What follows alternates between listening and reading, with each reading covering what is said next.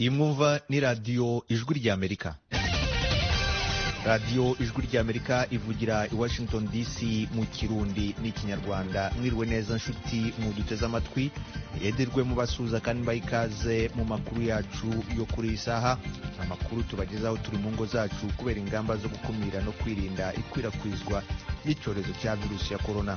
Mu Rwanda haravugwa amakuru y'abantu 4 bamaze gupfa nyuma yo guhabwa urukingo rw'indwara ya Ebola. Kivayo ntawe yigeze atinda ngo amara n'ibintu ikimwe cyuzuze atarafatwa n'ubugwayi. Yarembye danje ari kuruka amaraso. Bamuhiza imiti barangije bamubwira ati zaje subira afata igisubizo. Umuboko wa kane atari yagera abapfuye. Abaganga baraza bakora ibizamini barambwira ati ngo n'ubundi bugwayi ntabwo ari urukingo rwamwishe. Ni umuturage wo mu karere ka Rubavu mu burengerazuba bw'u Rwanda wapfushije umugore we nyuma y'iminsi mike ahawe urukingo rw'indwara ya Ebola. Inzego z'ubuzima muri icyo gihugu zivuga ko uwo murwayi ashobora kuba yarazize izindi ndwara. Iyo nkuru n'izindi zirimo amakuru yo hirya no hino ku isi ni mu kanya mugume ku maradiyo yanyu.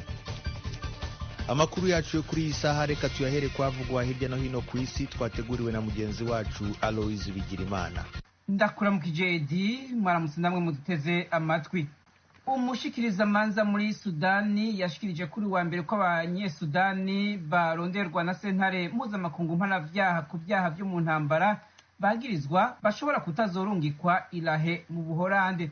Umushikirizamanza Tagersile Al-Hebre ntiyavuze izina rya Bashir, ariko avuga ko ubwigenge bw'igihugu ari kimwe gituma abanyagihugu badashobora kurungikwa muri CPI, ariko yashikirije ko Sudani ishobora kuzokorana n'iyo sentare muri kazoza mu gihe vyokenerwa. Ibi abishikirije mu gihe Ali Kushaibe yahoze ari umukuru w'umuhari w'abarwanyi muri ico gihugu yishikanye mu ntango z'uku kwezi inyuma y'imyaka 13 yarasohorewe umutahe n'iyo sentare.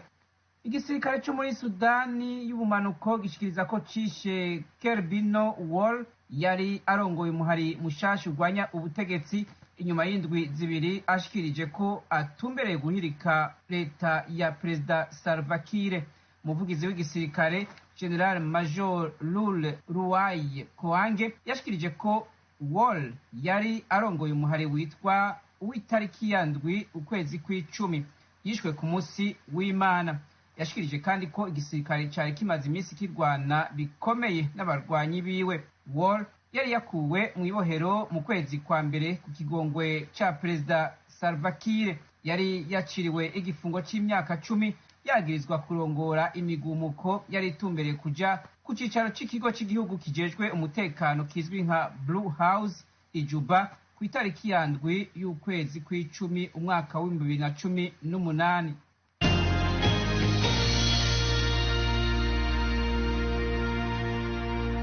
Abasivili 6 barishwe, amazu arenga 60 araturirwa mu gitero cabereye mu buseruko bwa Repubulika ya Demokarasi ya Kongo cegekwa ku muhari witwaje ibirwanisho ADF. Abategetsi bashikiriza ko ico gitero cabaye ku munsi w'Imana hafi y'ibarabara Eringeti Kainama mu ntara ya Kivu y'uburaruko. Umuhari ADF umaze kwica abantu baharurwa mu majana muri iyo ntara kuva mu mpera z'umwaka uheze, aho uvuga ko wihora ibitero by'abasirikare ku birindiro byabo. Mu kwezi kwa mbere igisirikare ca Kongo catangaje ko cirukanye ADF mu birindiro vyawo, kandi ko abategetsi batari bake b'uwo muhari bishwe mu bitero byamaze amezi. Ariko ishirahamwe mpuzamakungu ONU ritangaza ko ibitero nk'ico cabaye ku Imana byabandanije, aho abantu barenga 500 bamaze kwicwa kuva mu mpera z'ukwezi kw'icumi. Abatavuga rumwe n'ubutegetsi bakomeye muri Uganda, Robert Kyagulanyi azwi ku izina rya Bobi Wine na Kiza Besigye, batangaje kuri wa mbere ko bashize ingufu hamwe mu myiyerekano igamije kugaragaza imikorere mibi ya leta ya Perezida Yoweri Museveni. Bahamagarira abanyagihugu mu myiyerekano kuri wa kabiri yiyamiriza ico bise ukwitwara nabi kwa leta mu kurwanya ikiza ca corona. Icegera c'umuvugizi wa leta yaragabishije ko abazoja mu mabarabara bose bazoba barenze ku mategeko. Izo ndongozi zibiri zitavuga rumwe na leta zivuga ko abategetsi bashize hasi ubutunzi bw'igihugu bakoresha nabi amafaranga y'igihugu, bashira amamiliyoni y'abaganda mu bukene mu kubugaranira mu mazu.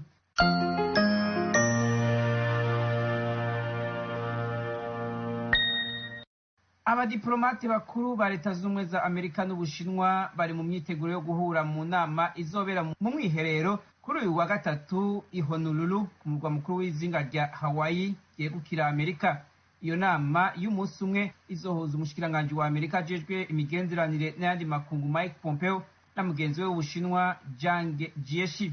Abasesangura vya politiki bavuga ko iyo nama y'i Honolulu atakindi izovamwo atari guterana amajambo ku bibazo byinshi harimwo ivya COVID-19, ubudandaji, ibibazo muri Hong Kong na Taiwan. Arakoze Alois Bigirimana. Imwumva ni radio Ijwi rya Amerika, twumvikana kuri FM 104 n'ibice bitatu mu Rwanda. Mu Burundi ni ku mirongo migufi ya shortwave kuri metero 19 na 22, naho kubadukurikira ku rubuga rwacu rwa internet mwadusanga kuri wa@radioyacu.com. Mukanya na amakuru yo mu karere k'ibiyaga bigari. Iwanyu mu ntara. Iwanyu mu ntara ni ikiganiro kibashikiriza amakuru avugwa hanini mu ntara no mu makambi y'impunzi z'abarundi ari muri Tanzania, mu Rwanda, muri Uganda no muri Repubulika Iharanira Demokarasi ya Kongo. Iwanyu mu ntara nakaryo Ijwi rya Amerika riha umunyagihugu aho aherereye ku gatumba mu ikambi kugira yagira abandi uko abayeho mu buzima bwiwe bwa minsi yose. Iwanyu mu ntara n'icyanyu. Mu Rwanda abantu 4 bamaze gupfa bazize igishobora kuba ari indwara ya Ebola. Baguye mu kigo cya Rugerero cyagenewe kwakira abakekwaho iyi ndwara. Umunyamakuru w'Ijwi rya Amerika Claude Ganza Munyamagana yakurikiranye aya makuru.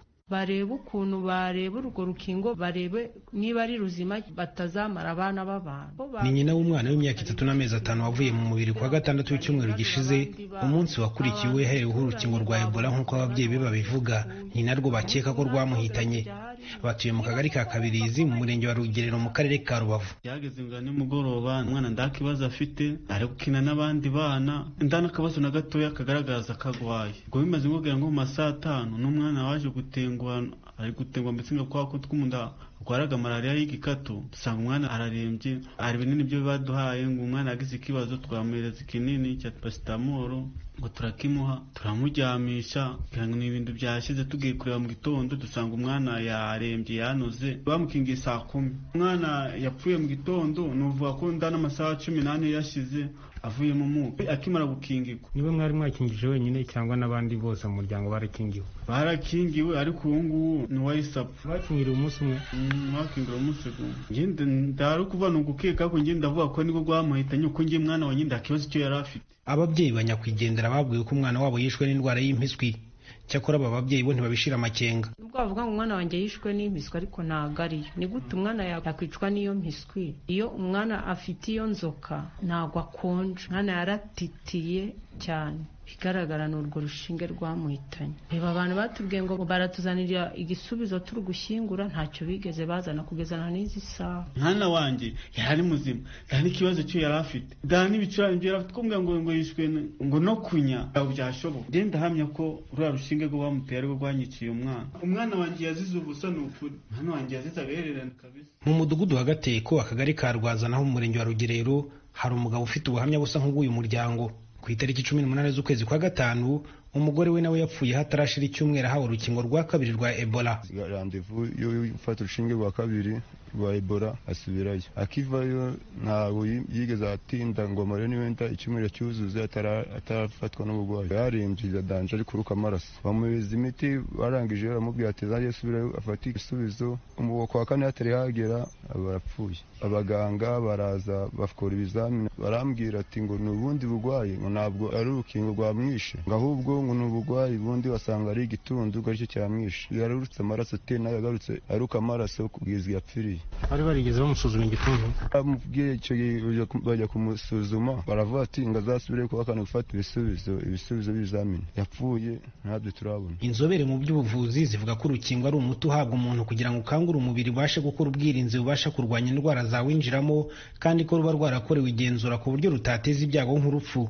Dr Julien Nyombayire ukuriye gahunda yo gutanga inkingo za Ebola muri Projet San Francisco ishyiriye gahunda mu bikorwa yabwijwe rya Amerika ko impfu z'aba bantu ntaho zihuriye no kuba barahawe urukingo rwa Ebola ahubwo bazize ubundi burwayi bari basanganwe nk'uko byemejwe n'isuzuma ry'abaganga.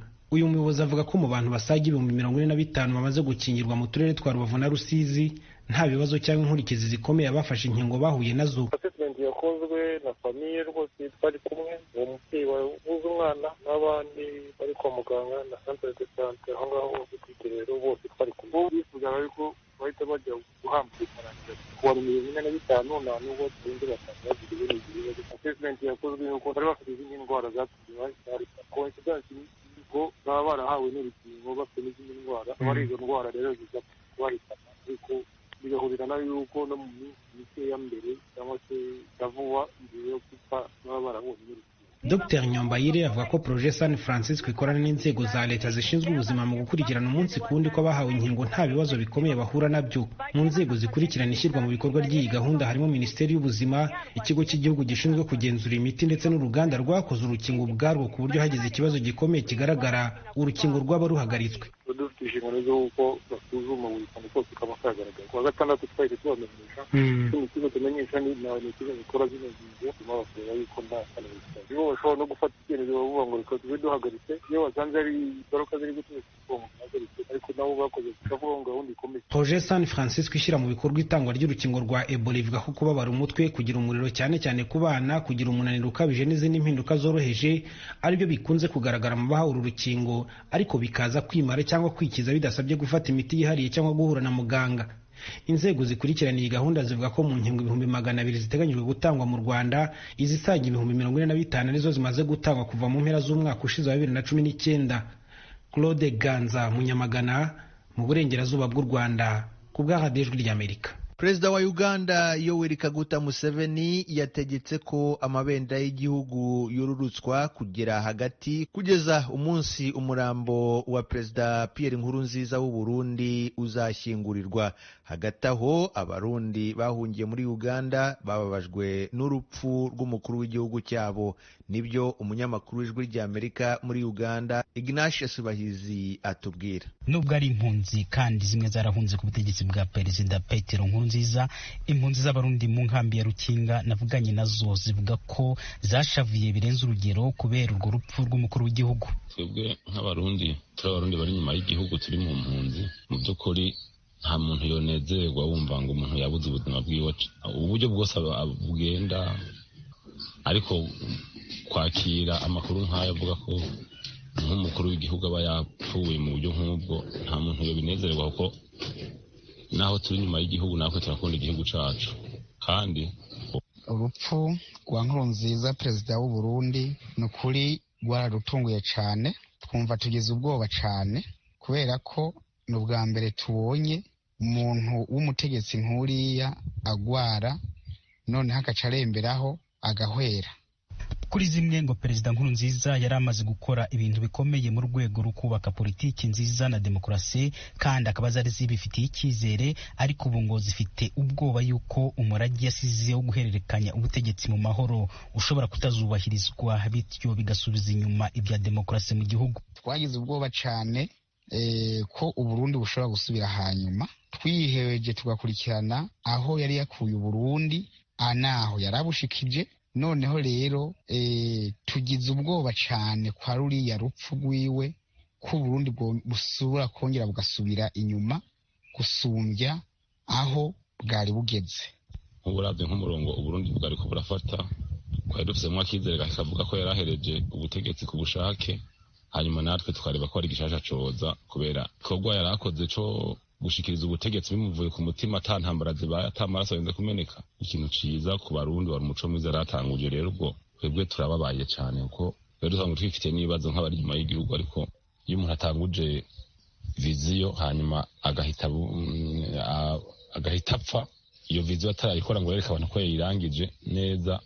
Mu by'ukuri turafise ubwoba kumenya ngo ico cyumviro kizava kinigirwa mu menshi uko abarundi barago. Kuba hanze y'igihugu izi mpunzi zivuga ko urupfu rw'umukuru w'igihugu cyazo ruziteye ubwoba bwinshi kuruta n'abari imbere mu gihugu. Ntabwo twamwanka nubwo twari hanze y'igihugu kuko yatugiriye akamaro karekare, kuko imiryango myinshi n'Uburundi buri mu gihugu cy'u Burundi ni benshi cyane kuko twamukunda. Tumwe turitegereza urupfu rw'iwe rwaratubabaje kuko ntawabura kubabara uri umukuru w'igihugu.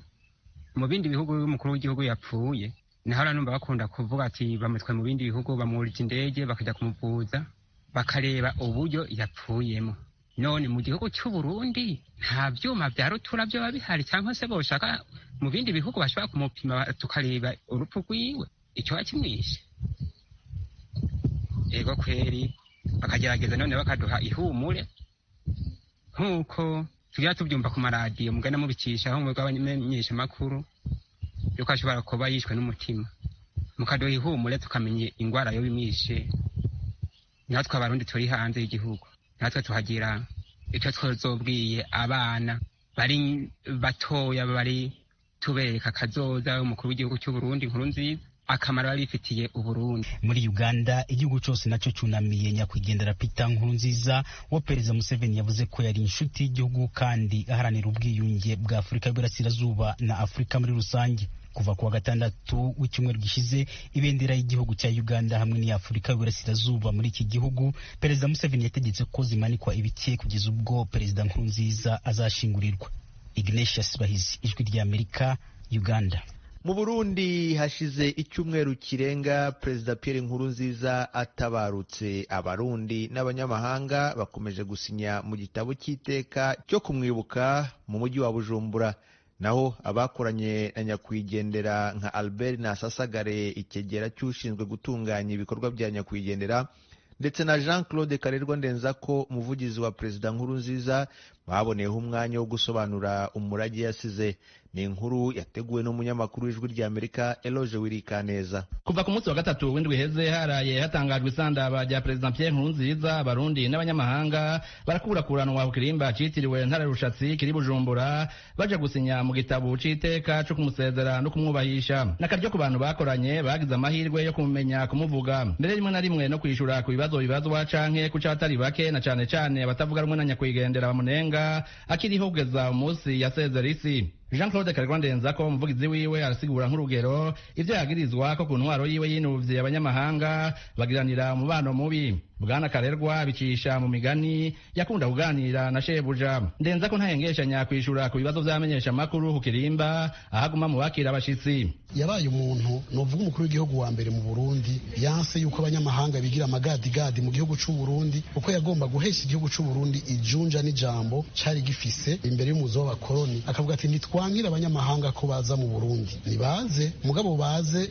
gusuma, ntibaze nk'abasuma, baze nk'abasuma tubasumishe, ariko baje nk'abasuma tubiyamirize. Urumva yarafise umutima wo gukunda igihugu w'ikirenga, bamwe bita mu gifaransa abapatriote. Ntiyanka abanyamahanga, ariko ashaka abanyamahanga bo kwigenza mu Burundi nk'uko abarundi bigenza bagiye mu mahanga. Ikindi yamye ari umuntu yiteguye, yari umuntu yama yiteguye yavyiteguriye imisi yose, akatubwira ati tugire iherezo ryiza, dutegere yuko aha kw'isi ari urugendo gusa guca bugacana ayandi. Ejo nitwagenda abantu bazobavuge bati harabaye umugabo, akamatwigisha kwisunga, ubutwari, ubutore, ubuhizi, za nkingi z'ubuntu abarundi ba kera barerera ko abana babo, akatwigisha ingene abami ba kera bahesheje iteka ritekane n'icubahiro igihugu. Ati rero umuntu wese muri uru rugendo muri umwanya muto yamara kw'isi azogenda abantu bamwikugura, azogenda abantu bamukumbura. Albert Nasasagare nawe cegera c'umugendanyi mukuru wa nyakwigendera asanga atari urundi bwonyene bubuze. Ubu yatanguranye na Perezida Nkurunziza umunsi wa mbere arahira mu nama nshingamateka mu Kigobe bakagendana kugeza umunsi yahema impwemu za nyuma ikarusi.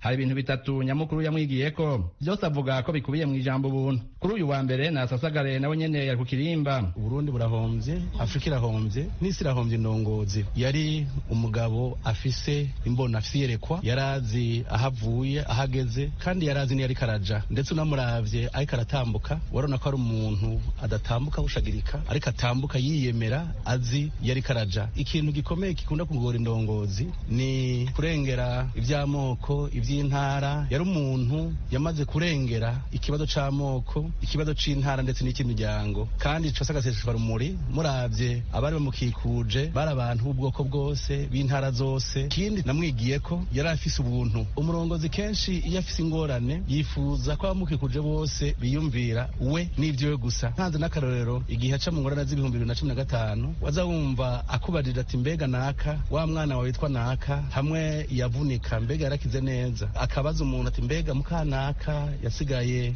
ari umupfakazi ameze gute, akibuka abo biganye, akibuka abantu. Muri izo ngorane ziwe zose zari zimuremereye, isi yose iriko iramuvuga, ntiyibagira kumenya ubuzima bw'abamukikuje, akabaza n'abo biganye bakuranye. Karego nawe yemeza ko bagikekeranya ku butwari n'ico Nkurunziza yamaze bazoyibonera mu bitabo yari karandika. Muzoyibona mu misi iza, hari ibitabo bitandukanye ashengeye adahejeje kwandika, mugabo aba bafashanya bazobana ivyo bitabo bavyandike babiheze. Yakoresha imyibutsa cyane ko yatubwiye ati umunyabwenge kuva kuri ba Salomo n'abandi barundi basokuru bacu mu mvugo yabo barakoresha imyibutsa n'imigani. Jewe ndabikubwira rero nk'ubizi kuko bavuga ngo inkuru y'inkuba ntivuga uwo yakubise, ivugwa n'uwo ibagwa n'uwo yahushije. Nk'uwo mwibutsa uvuga ngo hakugwana n'umuzimu wogwana n'umuzima, ni umwibutsa yadusigura abarundi kuva na kera bamye bubaha umuntu yashengeye. Niho havuye n'umugenzo wo guterekera bakagenda kuraba abantu bapfuye, kuko bavuga ngo akibiye kuzimu kiburukira mu buzima. Iyo umuntu apfuye ntaba yarapfuye, yaraheze akagaruka mu wundi muntu. Abantu iyo bamuvuze nabi, iyo bamuhemukiye baramubona mu ndoto akababuza itiro, akababuza amahoro, ariko uriho woronka naho umwinyegeza. Nico gituma rero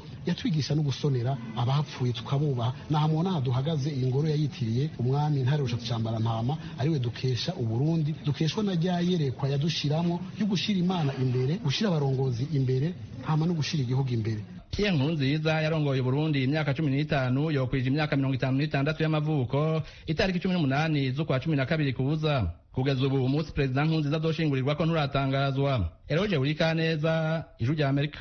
Nyuma y'urupfu rwa Perezida Pierre Nkurunziza, urukiko mpuzamahanga mpanabyaha ruhoraho ruvuga ko ruzakomeza akazi karwo ku birego by'ubwicanyi bwakozwe mu Burundi kuva mu mwaka w'2015. Hagati aho abahanga b'umuryango w'abibumbye bakora amatohoza ku Burundi bo barasaba leta nshya igiye kujyaho kwemera bagakorana. Leta ya Perezida Nkurunziza yo yari yarabangiye. Mugenzi wacu Pierre Claver niyo nkuru adufitiye inkuru irambuye. Kuva mu mwaka w'2016 ishyirahamwe mpuzamakungu ONU ryarashizeho umugwi ukora amatohoza ku byaha by'ihonyangwa ry'agateka kazina muntu mu Burundi. Yamara ubutegetsi ntibwigeze bwemerera abagize uwo mugwi kugera ku butaka bw'igihugu. Mu gihe abarundi bakirindiriye ko perezida yatowe arahirira amabanga yiwe, uwo mugwi wa ONU wibaza nimba ibintu bigiye kunyuka canke ko inzego nshasha zizohagarika ayo mabi. Uwutwara uwo mugwi Dodo Diane yahaye ikiganiro cihariye Ijwi ry'Amerika. Ati turi nko mu mayira abiri y'abatwebwe umugwi ukora amatohoza canke abarundi ubwabo. Ni ukumenya nimba ihonyangwa ry'agateka kazina muntu twavuze akatari gake ko rizobandanya, rizokongerekana bikabije canke izohagarara. Ica kabiri, mbega bagirizwa ayo mabi bagiye guhanwa. Hanyuma icuka ca politike coba kigiye gusubira kuba ciza, uko tiyanganiranira mu vya politike guhere, abantu bashikiriza ivyiyumviro vyabo ataco binona, ndetse n'amaradiyo akore. Ikindi n'ingene igihugu kigiye kuvyifatamwo mu kurwanya ikiza c'umugera wa corona. Mu gihe mu myaka iheze uwo mugwi utemerewe gushika ku rubuga mu Burundi, ubu wizeye ko uzokwemererwa kwishikira kuvugana n'inzego nshasha z'igihugu. Umviriza, ivyo twavyifuje twongera tubisaba kuva kera ko twohabwa ubwo burenganzira, kuvugana n'abarundi, abo baserukira mu mashirahamwe n'amasendika hamwe n'abategetsi batandukanye. Ivyo bizojana n'imigenderanire myiza mu karere, muri Afrika hamwe na ONU. Twebwe tuzoguma turikanuye ku biriko biraba byose mu gihugu. N'abashingwamanza batwaye amadosiye muri senera mpuzamakungu mpanabyaha CPI ku byaha vyakozwe ko amatohoza na ONU barafite ico bashikiriza.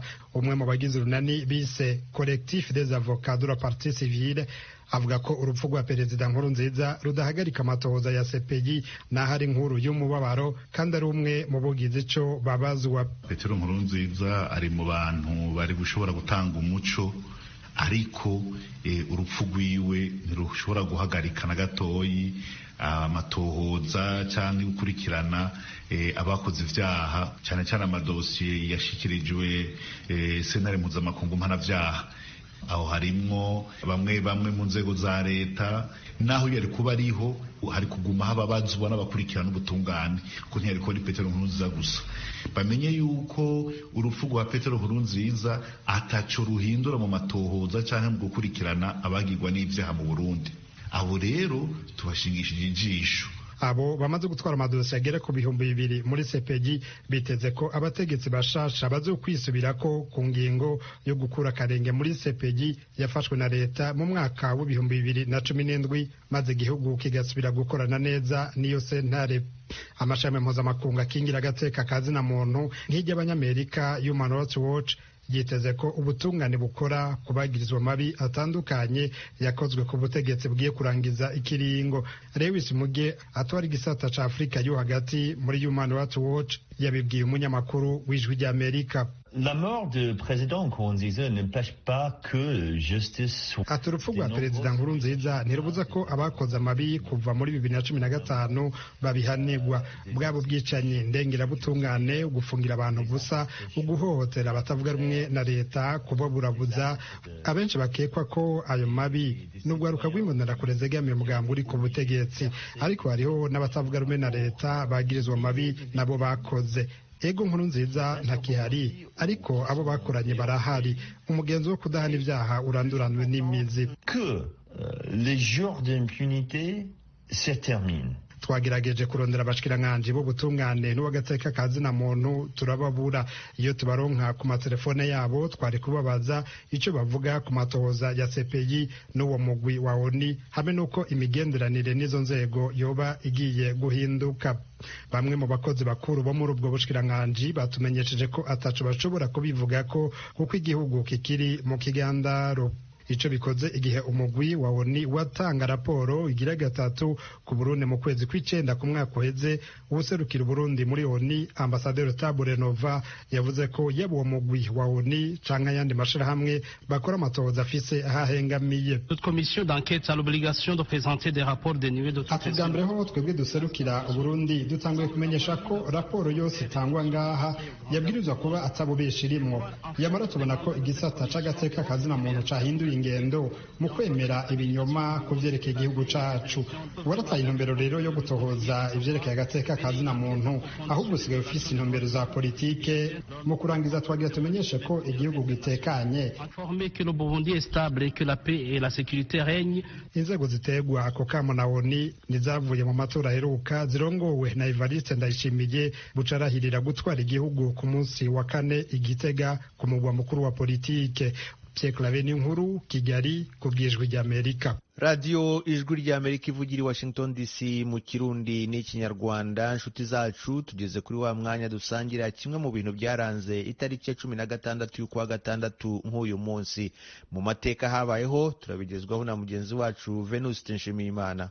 Ku itariki ya 16 z'ukwezi kwa gatandatu buri mwaka hizihizwa umunsi mpuzamahanga w'umwana w'umunyafurika. Uwo munsi wemejwe kuri iyi tariki mu mwaka w'1991 nk'urwibutso rw'abana batanze ubuzima bwabo w'ibitambo baharanira ubwigenge muri Afurika y'Epfo. Ku itariki ya 16 z'ukwezi kwa gatandatu umwaka w'1976 abanyeshuri barenga ibihumbi 20 bakoreye imyigaragambyo mu gace ka Soweto gatuwe n'abirabura basaba ko bakwigishwa mu rurimi rwabo gakondo aho kwigishwa mu rurimi rwa gashakabuhake. Abapolisi babirayemo babarasaho bicamo amajana. Uwa mbere wishwe n'umwana w'umuhungu Hector Petersen wari ufite imyaka 13. Ifoto y'umurambo we uteruwe na Mbuyisa Makubo yabaye nk'ikirangantego cyo kubohoza urubyiruko rwa Afurika y'Epfo. Muri Afurika y'Epfo uyu munsi ni umunsi w'ikiruhuko, umunsi wahariwe urubyiruko, ukaba unahimbazwa nk'umunsi mpuzamahanga w'umwana w'umunyafurika. Ni umunsi rero wo kuzirikana inzitizi abana b'abanyafurika bahura nazo kugira ngo bashobore kubona uburere bukwiye. Uyu munsi kandi wemejwe n'umuryango w'ubumwe bwa Afurika. nshuti mwarimu duteze amatwi, aha niho dusoreje amakuru yacu yo kuri iyi saha. Tubashimire kuba mwaduteze amatwi, dushimire Mukbili Yabaro wadufashije kwegeranya aya makuru ndetse n'abanyamakuru bacu bagiye bayatugezaho. Kuri mikoro mwari kumwe nanjye Edi Rwema, mbasezereho mbifuriza amahoro n'amahirwe.